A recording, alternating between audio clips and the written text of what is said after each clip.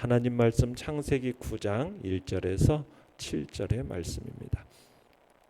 창세기 9장 1절에서 7절 우리 한 목소리로 같이 읽겠습니다. 시작. 하나님이 노아와 그 아들들에게 복을 주시며 그들에게 이르시되 생육하고 번성하여 땅에 충만하라. 땅의 모든 짐승과 공중의 모든 새와 땅에 기는 모든 것과 바다의 모든 물고기가 너희를 두려워하며 너희를 무서워하리니 이것들은 너희의 손에 붙였음이니라. 모든 산 동물은 너희의 먹을 것이 될지라. 채소같이 내가 이것을 다 너희에게 주노라. 그러나 고기를 그 생명되는 핏째 먹지 말 것이니라. 내가 반드시 너희의 피 곧 너희의 생명의 피를 찾으리니 짐승이면 그 짐승에게서 사람이나 사람의 형제면 그에게서 그의 생명을 찾으리라. 다른 사람의 피를 흘리면 그 사람의 피도 흘릴 것이니 이는 하나님이 자기 형상대로 사람을 지으셨음이니라. 너희는 생육하고 번성하며 땅에 가득하여 그 중에서 번성하라 하셨더라. 아멘. 오늘 말씀의 제목은 복된 시작, 모든 생명을 소중히 여기라 라는 제목으로 말씀을 나눕니다. 대홍수로 말미암아 이제 노아의 가족을 제외한 전 인류가 이제 멸절한 상황입니다.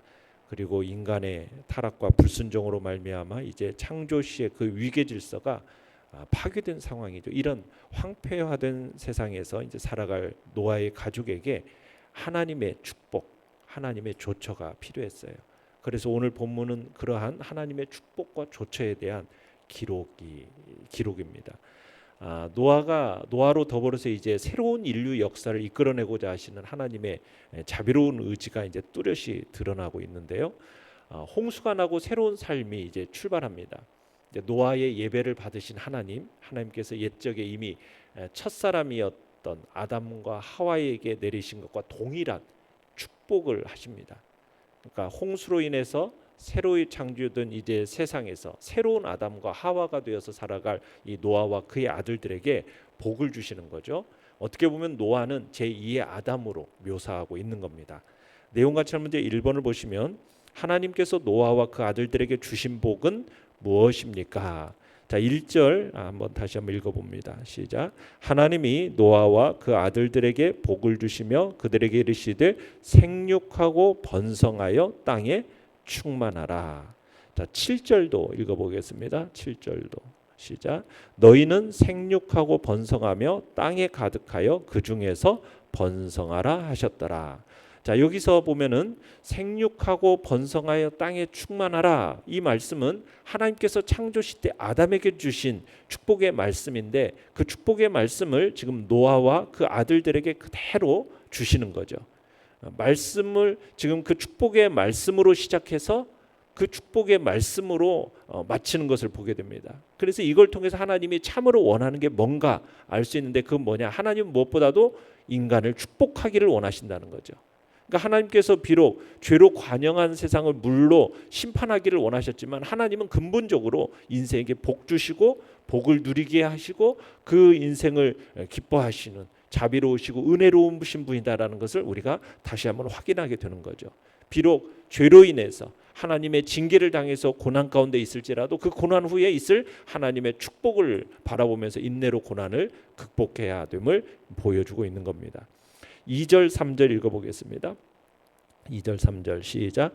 땅의 모든 짐승과 공중의 모든 새와 땅에 기는 모든 것과 바다의 모든 물고기가 너희를 두려워하며 너희를 무서워하리니 이것들은 너희의 손에 붙였음이니라. 모든 산 동물은 너희의 먹을 것이 될지라. 채소같이 내가 이것을 다 너희에게 주노라. 자, 하나님께서 이제 이 축복을 하신 후에 두 가지를 더 하시는데 첫 번째는 뭐냐면 모든 자연 만물이 인간을 두려워할 거라는 거죠.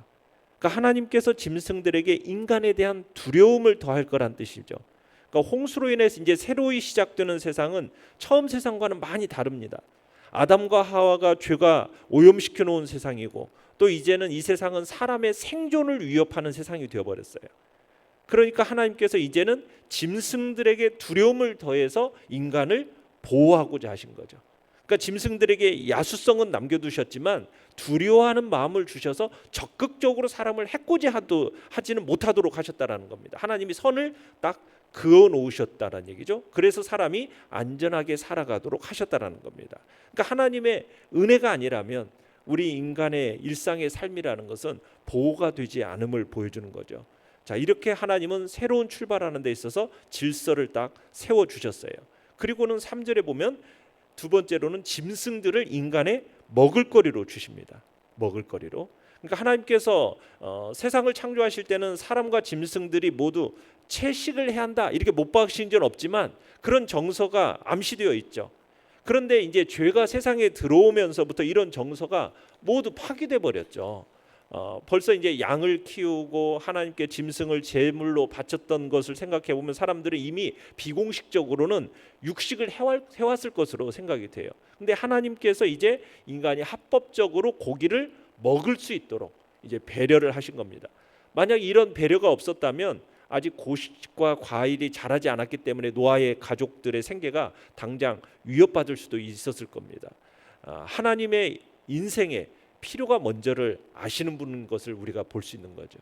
무엇을 먹을까, 뭘 마실까, 뭘 염려할 그런 것들에 대해서 염려하지 말고 모든 것이 있어야 할 줄 아시는 하나님을 신뢰하고 사랑하는 것, 하나님의 나라와 하나님의 의를 먼저 구하는 삶을 살면 이 모든 것을 더해 주신다라는 것을 또한 이 말씀을 통해서 우리가 볼 수 있는 겁니다. 내용과 첨언대 2번을 보시면 하나님께서 고기를 먹을 때 금지하신 것은 무엇입니까? 자, 4절을 읽어보겠습니다.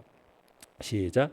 그러나 고기를 그 생명되는 핏째 먹지 말 것이니라. 자, 뭘 금지하고 계십니까? 하나님께서는 피가 있는 채로 고기는 먹지 말라는 조건을 다십니다. 그러니까 어떻게 보면 이 금지령은 뭘 생각나게 합니까? 하나님께서 아담에게 에덴 동산에 있는 모든 나무의 과일은 먹을 수 있지만 딱 하나 선악을 알게 하는 나무의 열매는 먹지 말라, 먹어서는 안 된다 금지하셨던 것처럼 이번에도 하나님께서는 모든 짐승을 먹을 수는 있지만 피가 있는 채로는 먹지 말라 딱 금지령을 하나님이 내리시는 거죠. 자, 연구와 묵상 문제 3번입니다. 하나님께서는 왜 고기를 핏째 먹지 말라고 말씀하셨습니까? 자, 거기 보면은 고기를 그 생명되는 핏째라고 해서 생명이라는 단어가 나오는데 피에는 생명이 있기 때문입니다. 피에는 생명이 있기 때문에 이게 피라는 것이 생명 유지의 절대 조건이잖아요.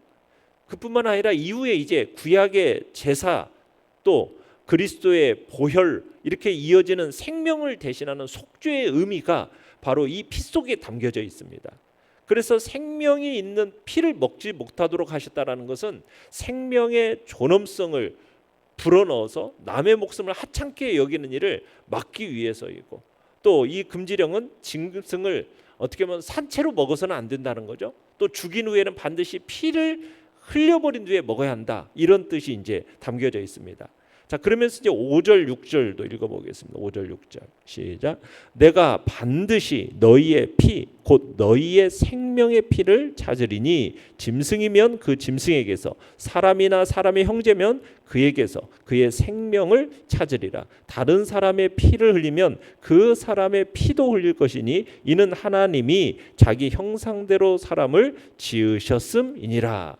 자, 하나님께서 지금 인간의 생명을 앗아간 자에 대해서는 반드시 그 책임을 물으시겠다라는 선언이죠. 누구든지 남의 피를 흘리는 자는 어떻게 될 거다? 응징을 받게 될 거다. 살인한 자는 반드시 찾아서 처벌하겠다. 그러니까 생명의 존엄성을 강조하는 경고입니다. 사람의 생명이 왜 이렇게 소중하게 보호해야 되느냐? 6절에 뭐라고 되어 있습니까? 모든 사람이 하나님의 형상대로 지음받았기 때문이라는 거죠. 그러니까 남의 피를 흘린 자는 반드시 자신도 피를 흘리게 될 거라. 이 6절이요 간단하지만 노래로 되어 있어요. 진행 도중에 갑자기 장르가 갑자기 바뀌는 거죠. 그러니까 이 부분을 관심 있게 보라는 겁니다. 하나님의 경고를 심각하게 받아들여야 된다는 것을 암시하고 있는 거죠. 자, 느낀 점 4번입니다. 생명의 주인이신 하나님께서 주신 모든 피조물을 소중히 여기고 보호하라는 말씀에서 무엇을 느낍니까? 그러니까 모든 생명은 하나님께 속한 것이고 또 하나님께서 주신 선물입니다. 그래서 하나님께 속한 생명은 만홀히 여기지 말고 함부로 대해서는 안 됨을 느끼는 거죠. 그러니까 생명의 존엄과 생명의 가치를 인식해야 됨을 느끼는 겁니다. 피로 상징되는 그 생명의 존엄, 생명의 가치, 그것을 인식하라는 것입니다. 그러니까 하나님이 짐승을 먹는 것은 허락을 하셨어요. 그렇다고 해서 생명을 아무렇게나 다루고 생명을 천시하는 일이 있어서는 안 된다는 거죠. 인간에게 주어진 생명, 그걸 다스리고 정복할 권리는 생명의 존엄성까지 훼손해서는 안 된다는 거죠. 생명의 그 존엄성을 훼손하지 않는 그 범위 내에서 주어진 인간에게 주어진 그 생명을 다스리는 정복하는 권리를 행사해야 함을 가르치고 있는 겁니다. 그리고 이게 이제 율법과 이 연결선상에서 대속의 은혜를 만홀히 여기지 말라는 의미가 담겨 있습니다. 짐승의 이제 피가 사람의 죄를 대속하는 제물로 이제 사용이 되지 않습니까? 그래서 짐승의 피를 만홀히 여기면 사람의 죄를 대속하는 것도 만홀히 여길까 봐 하나님께서 그 피에 대하여 제한을 딱 두신 것입니다. 자, 인간의 생명이라는 것은 인간이 하나님의 형상대로 지음받았다라는 이 사실로 인해서 이건 근본적이고 변경할 수 없는 존엄성을 지니고 있는 거예요. 사람의 존엄성, 그건 다름 아닌 인간이 하나님의 형상을 부여받았다. 여기에서 인간의 생명을 빼앗는 것은 살인은 그 사람 안에 있는 하나님의 형상을 파괴하는 것이 되는 거죠. 동시에 그 사람에 대한 그 생명의 주권이 누구에게 있는 겁니까? 하나님께 있는 건데 그 주권, 하나님의 주권을 침해하는 죄악이 되는 거죠. 그래서 사람은 어떤 경우라도 다른 사람의 생명을 절대 해할 수 없는 것이고, 아울러 사람은 자신의 생명조차도 스스로 해할 수 없는 거죠. 왜요?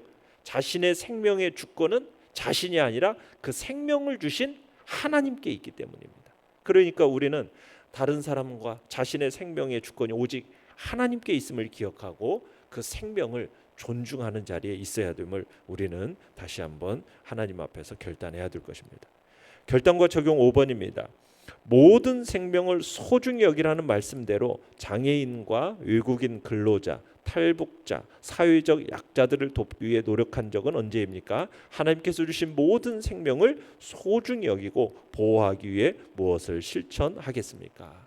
참으로 하나님께서 생명은 하나님의 주권 안에 있는 것이고 정말 소중히 여겨야 할, 참으로 보호해야 할 것임을 우리가 다시 한번 보게 됩니다. 우리는 하나님의 대리자로서 하나님께서 주신 모든 피조물을 소중히 여기고 보호하는 삶을 살겠다.